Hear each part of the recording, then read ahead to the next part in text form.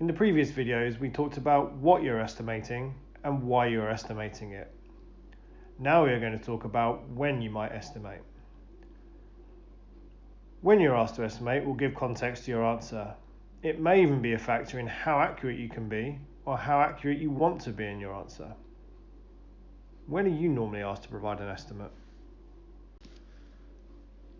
The next challenge for you is to think about when you're providing an estimate and what impact that may have on how certain you are in any potential answer. People don't like risk, they want certainty. It's why estimates are so often taken as actuals. The difficulty we have when undertaking complex work we've probably never done before, that perhaps nobody has done before, is that we can't be certain about how long it might take before we actually start. Let's assume that this line represents the timeline for a project. We learn more about our work the more of that work we do, so it follows that we know the most about the work when we finished it, at the end of the project. If that's the case, then we can conclude that we know the least about it at the start. The more we know about the work, the better we understand it. The better we understand it, the more certain we become about how long it will take to do. So it follows that the best time to estimate would be when we know the most about the work. In other words, the best time to estimate the work is at the end of a project when we've finished. If that's the case, we can also conclude that we are the least certain about the work and how long it will take at the start of a project. In other words, the worst time to estimate the work is at the start of a project before we've begun. When are you normally asked to provide an estimate? If we are asked for an estimate at a time where we have the least amount of certainty in the answer, then we should expect the potential for the greatest variation in the accuracy of any answer at that point. Our estimate could be very wrong based on what we know at the start of a project, but as we learn more and become more certain in the work we're doing, our answers will become more and more accurate. What you see on screen now is commonly referred to as the cone of uncertainty. Now let's plot an example. You'll need a printout of the blank cone of uncertainty or a hand-drawn version of your own. Look back at the table of estimates you created during the first video. Pick an example where the work is complete or the situation has been resolved. If possible, this should be an example where you were asked for an estimate before starting the work. Maybe the work in the example was particularly interesting to you, or perhaps it was significant for your business in some way. Got your example? If you need a minute or two to think about it, then pause the video. This course really is much better if you have your own examples.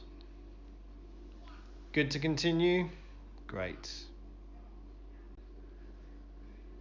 Now define the start of that project, piece of work or situation. Include the start date and or time, a high-level description of what you knew at the time, what assumptions you had, and how success was defined. Pause the video until you're ready to move on.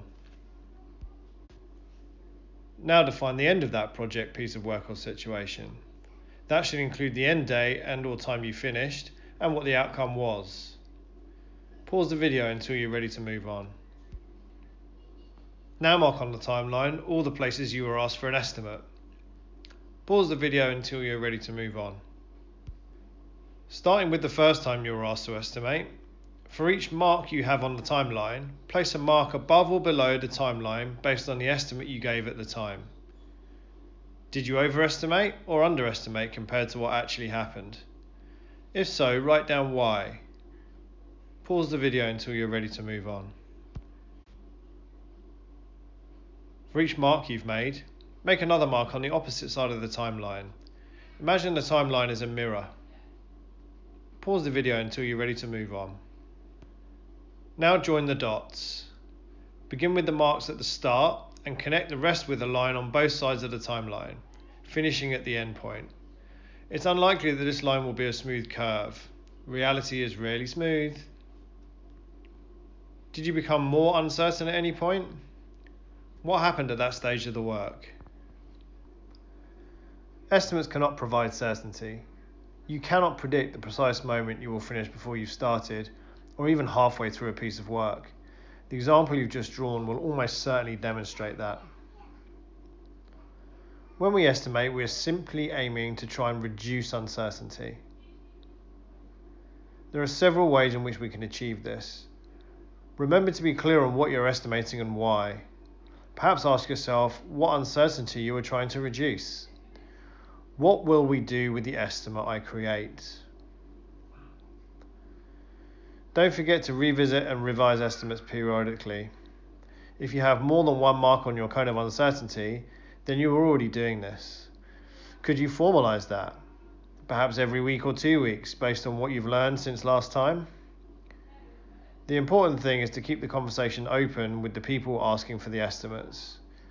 Share the risks to the project, piece of work or situation with them, agreeing how decisions affect how long it might take.